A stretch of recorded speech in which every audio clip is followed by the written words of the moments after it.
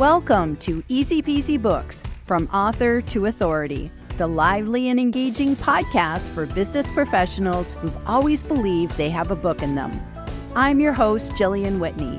Join me as I chat with authors and industry experts from all around the world to explore simple strategies to write, publish, and leverage your business book.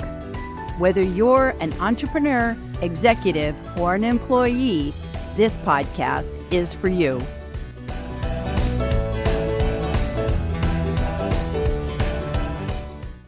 Woohoo! And we're live once again on another Tuesday, and I have a special guest and friend in the house today who I just got to meet for the very first time, which is like blows my mind because you think we would have known each other by now, but that's the power of video. You feel like you know people even when you haven't met. So I have Hannah Morgan in the house today, and I'm just going to pop up our topic so that people see what we're talking about. So we're talking about from career expert to published author, Hannah Morgan's journey with McGraw Hill. So that's our topic today. And Hannah, before we get stuck in, can you please tell people who you are and what you do, and then we'll get chatting. Absolutely. Thank you so much for having me, and I'm glad to be here, and I feel like I already know you. Okay, so my name is Hannah Morgan. I'm also known as the Career Sherpa. I have been writing and speaking about modern job search strategies for the past many years, a long time, over 20 years.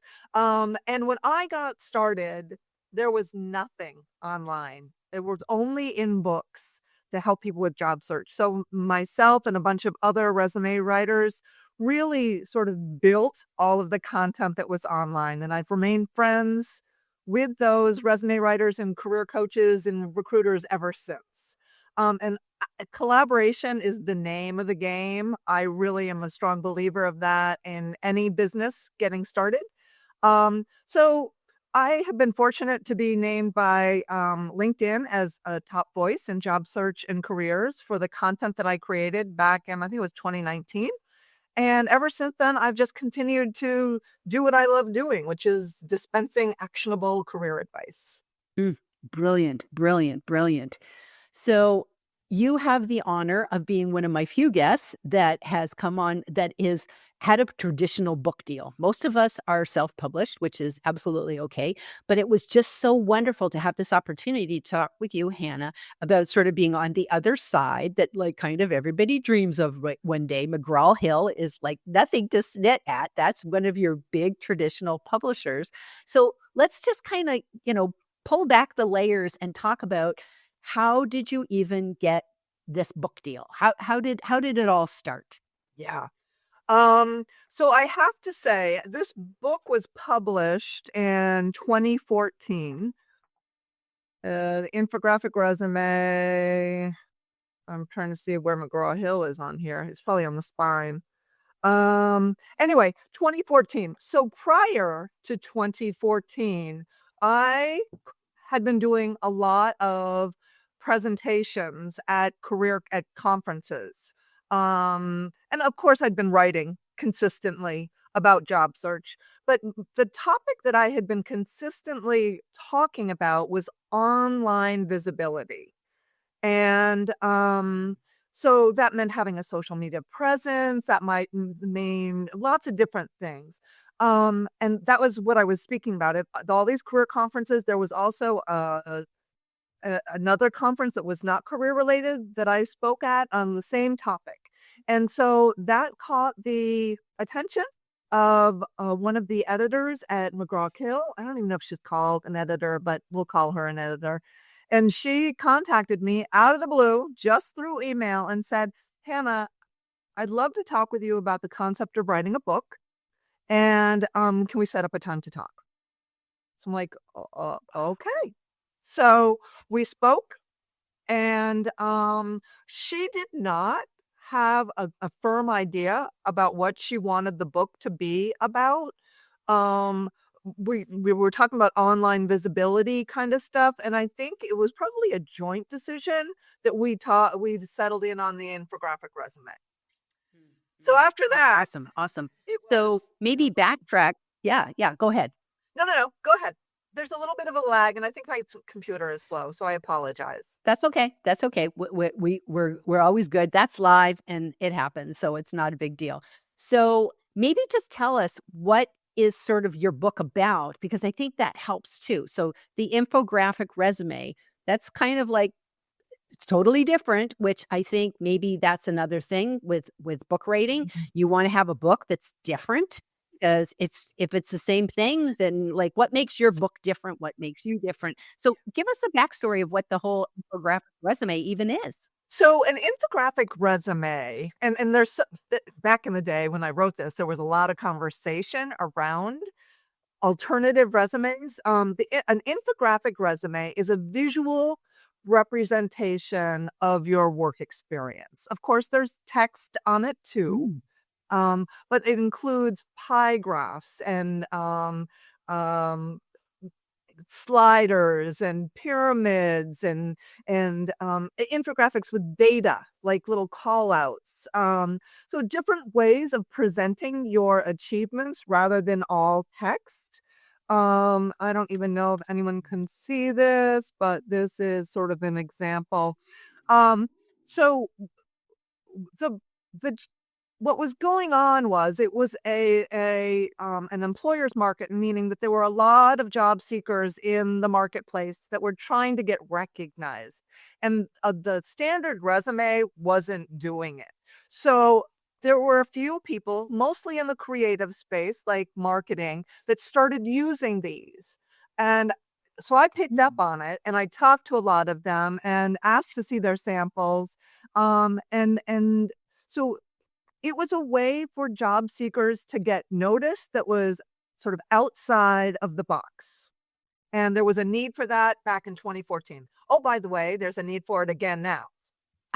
Well, see, that's the thing, and that's what I love is that this is such an out of the box thinking that it's still relevant today because I have never seen a resume like that, and I know that you also do videos with your business. Part of your business is doing videos for job seekers, and I can see how this all kinda goes together because you're appealing to visual people, and, we just know now that sometimes a wall of text we shut down reading it, so seeing things in an infographic, I think that's brilliant. Yeah. So, and I have to say there's always a caveat, right? The caveat is it doesn't replace the standard resume, it's a supplement. Mm, I like that, I like that. Okay, so you work together to come up with this interesting topic. It's novel, it's new. Obviously, one of the high points in the book is that you actually have examples. So it's a very visual book with the graphics. Did you have to do that too, or did they do that for you at McGraw Hill? So, yeah. There's a lot of things that we don't know that book publishers do and what they don't do. I not only had to write, I had to gather all of my own examples. Um, they did lay out, the design of the book, and actually, I'm sorta happy with the way it did. There's, again, you can't see, there's a blue each section has a different color, um, border at the bottom to represent what it is. So that was nice, with sort of visual and in color. They did the cover. They sent me 2 or 3 different versions. I didn't love the cover, but I guess it's better than nothing. So they did design the cover. They did do the layout, but all of the illustrations, everything in the content was mine. On the back, there are wonderful, reviews, snippets, which, oh, by the way, I also had to get. So, I had to send the book in advance, or a draft of the book in advance, to people that I thought would be influential in the career space, that would also be willing to write a couple of lines that we could use on the back of the book to promote it. So that was all me too. I love that. So BYOB, bring your own blurb. You have to have that have other people do that for you. So, let's talk about okay, so you decide on the book, you write the book, you get all the graphics, and then with self-publishers, once we're done, we just hit that upload to Amazon and we're done. But I don't believe that that works when you're with a traditional publisher. So what happens? What's sort of your timeline? So I in this case, with writing this book, I submitted that to them my timeline. In other words, these are the different sections that I will have written in a due date. And I asked, would you like me to send you in the very beginning sort of a sample of the first chapter to make sure that my style of writing and what I've gotten so far is in alignment with what you're looking for? And they said no. But they did take the outline of due dates. So for my own sake, I said, I would feel more comfortable that if I am when I'm halfway through this outline and due dates, that I send all of that to you so that your editors can begin looking at it. Just so if I need to make any adjustments to the second half of the book, I can do that. So we did it that way. And I would say there were very, very few edits from the editor, which I guess was good, but it wasn't really good. Well, I suppose that's why, you were preparing for the book before you even wrote the book because you were a content creator. So you're constantly writing, you're writing blog articles, you're doing different things. And, those are the training wheels that get you ready for being an author because we're always honing our craft and writing is a craft. And how can I say it shorter? How can I make it more clear? All these things are important. So, maybe you're just a really good writer. I didn't have to make too many changes. Well, here is the thing. I was a co-author with Miriam Salpeter for this book by a Learning Express 2 years earlier. And Miriam had already written a book, and she was very helpful in understanding the process of writing and reviewing each other's work and meeting a deadline. So I don't think I would have been as prepared to write my own book from scratch if I hadn't worked with her, because I was given so little guidance by McGraw Hill about what they wanted to see. If I hadn't had that experience writing with Miriam Salpeter, I never would have known any of this stuff. Wow, wow. That's good to know. That's good to know. So sometimes going and doing a small project where maybe it's a chapter in a book in somebody else's book or co-writing a book with two of you together, that's a really good training guide so that you can kind of see what's all involved because I know before the show started we laughed and we talked about having writing a book is like having a baby. It's, there's so many great analogies with, it's not just write the book and then you're done and everything's fine. That's just the beginning. Now you got to raise that thing for 8 years and I laughed. I told you mine are toddlers. So just there's still so much you have to do.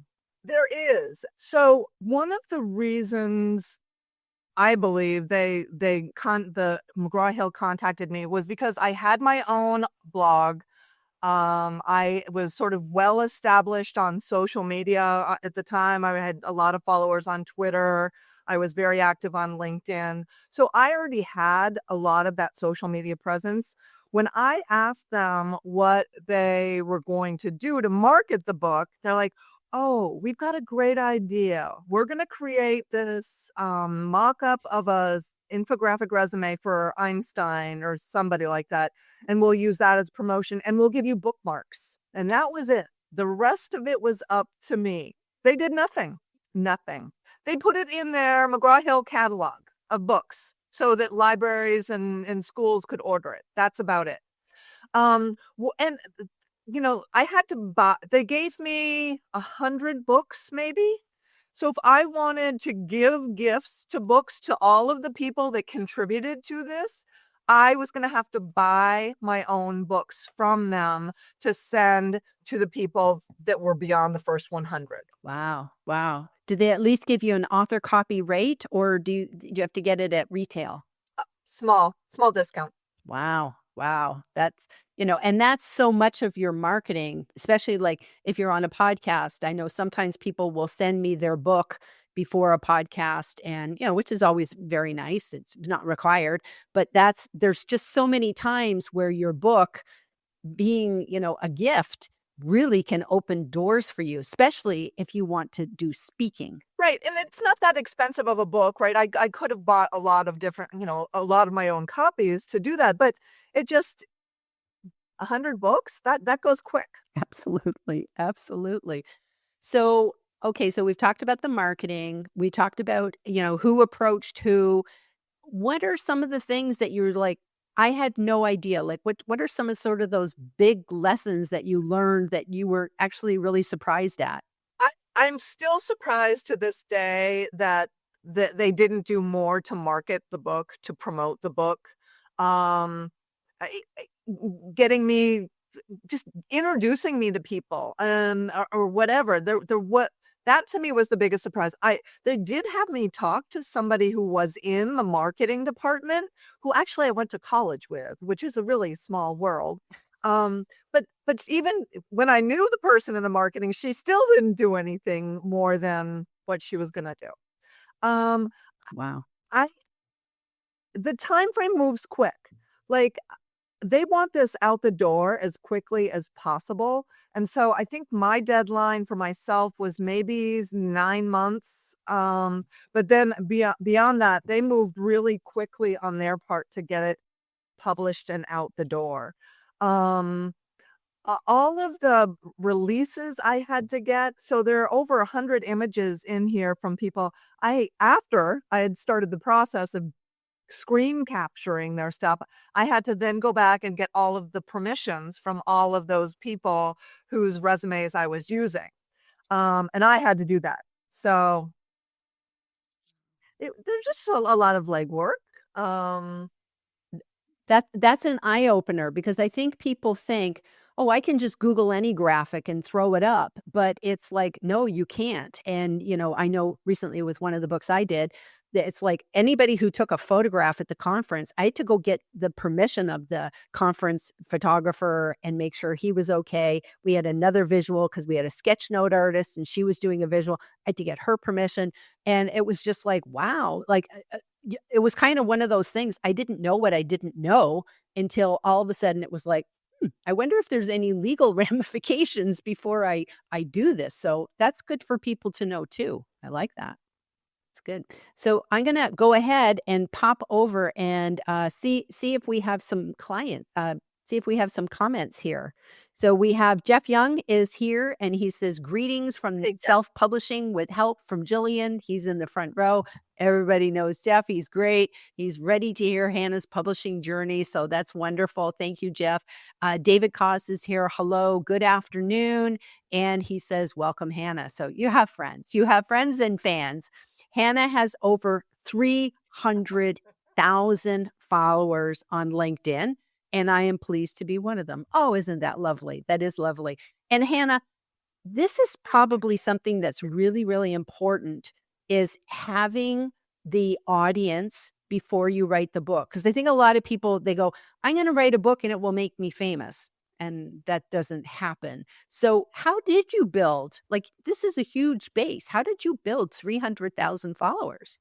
Yeah, but my 300,000 followers didn't happen till after I wrote the book. So, at the time I wrote the book, I probably had 20,000, maybe something like that. So, I did have a big presence on Twitter at the time, 2013, 2014. That was really the platform to be on. So I had a great presence there. I had been again quoted by a lot of big publications. Wondering if at that point I had a regular article on US News and World Report probably around that time. So I had name recognition. So that definitely helped a lot. That's part of the reason I believe they were interested in me. So I think that's probably something for people to recognize that it's like you have to build the platform first.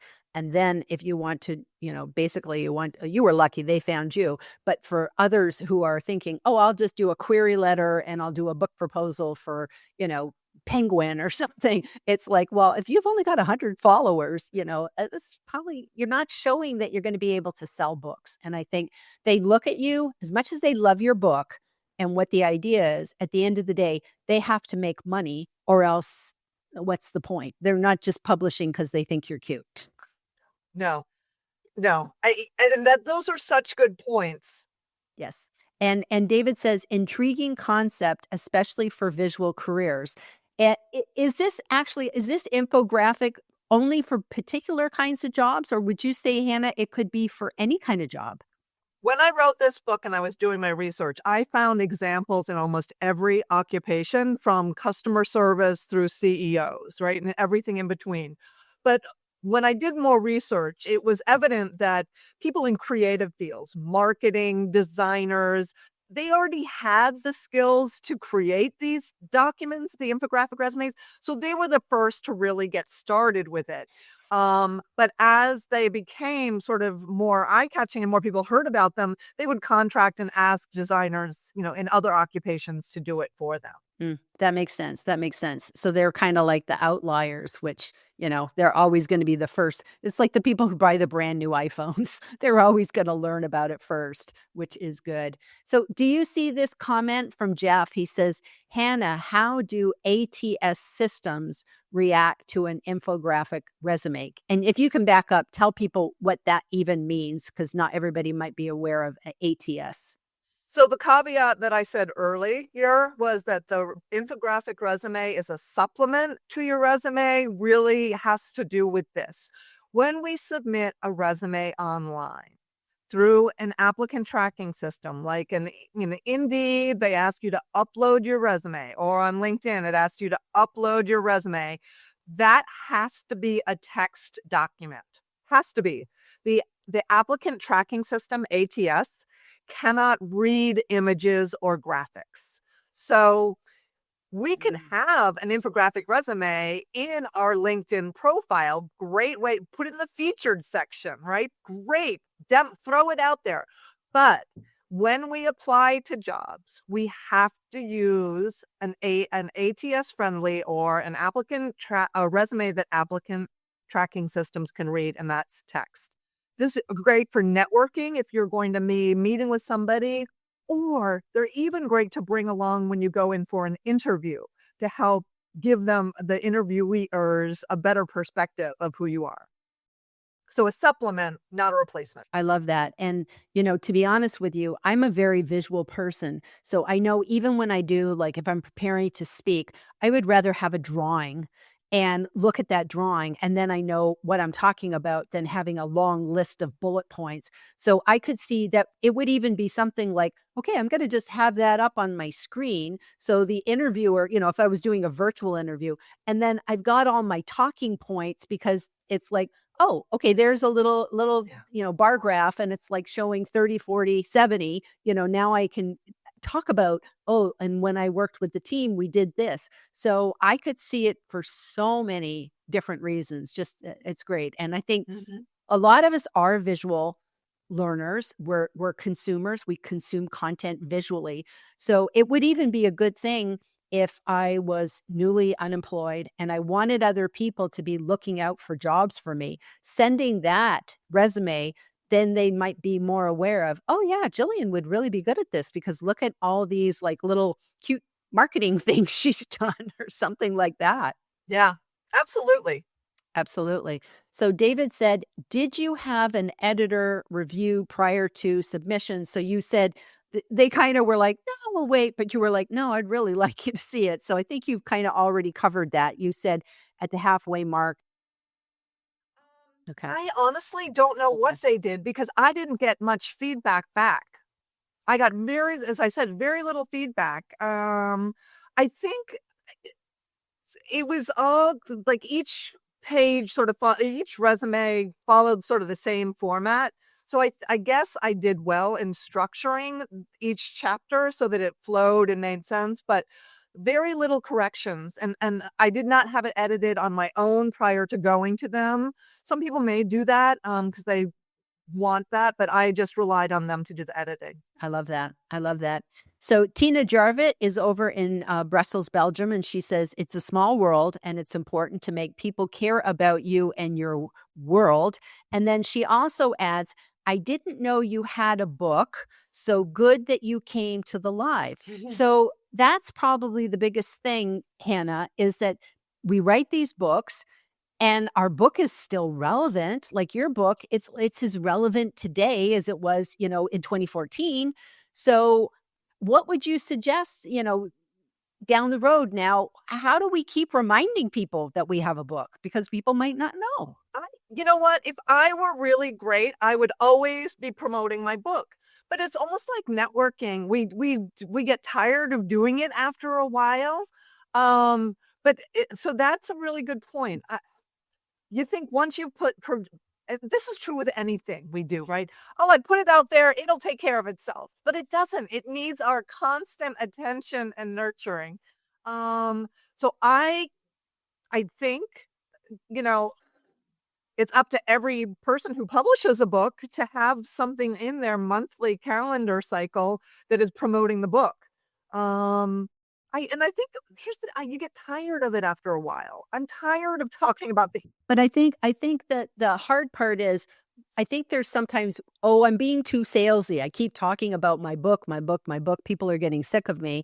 But on the other hand, there's constantly new people coming into our networks, and they'll be like, "You had a book? I didn't know you had a book. I wanna buy your book." And so it's almost we're doing a disservice to people if we don't put it out there. So, Yeah. having it in your featured section, having, I noticed with your LinkedIn profile, you use the publications, so you have it in your publications. These are all little teeny things, but literally, I've gone to some people's profiles and they've written a book, and I'd say, I would never know that you wrote a book because there's nothing about your book anywhere. So it's like we have to toot our own horn. I know, and I think that that's hard to do. It is. Yes, yes, definitely. So you've done a book with with a co-author. You've done this book by yourself. I always like to ask, is there another book in Hannah that Hannah's maybe thinking, okay, this is my next one. I'm working on it or I'm thinking about it. Sort of what would you do you want to go do another one by yourself? What's sort of in your future? Okay, so I have 2 boys. I have 2 children, and I said after the 2nd kid, "No more. I've done it. I can't do anymore. I published 2 books. No more. I can't do it anymore." It's really, really hard work, and it takes full-time commitment for a period of time, so I don't see myself writing another book. As a matter of fact, I was asked to write another book, and I didn't. I turned it down. But that's brilliant to know to know, okay, I did it, check mark, I'm happy with it. And if anything, it's just like, okay, just work towards continuing to let people know, continue to let people see the value that's out there and that this book is still 100% relevant and it might be exactly what somebody's needing to get to that dream job right now. Wonderful, wonderful. So we've come to the end of our 30 minutes. That went fast. Is there anything you'd like to say before we end our show? Good luck. Write that book and see what happens. I love that. I love that. I love that. Okay, well, I'm going to say goodbye to everybody and we'll see you all next week. And again, Hannah, thank you so much for being here today and sharing your experience. Really, really appreciate that. So, bye, everybody, and we'll see you next time. Bye bye. Thank you for tuning in to this edition of Easy Peasy Books, From Author to Authority. If you found value in today's episode, I'd be grateful if you could leave us a review. It helps other aspiring authors discover our podcast. To learn more about writing, publishing, and leveraging your business book, visit my website at easypeasybooks.com.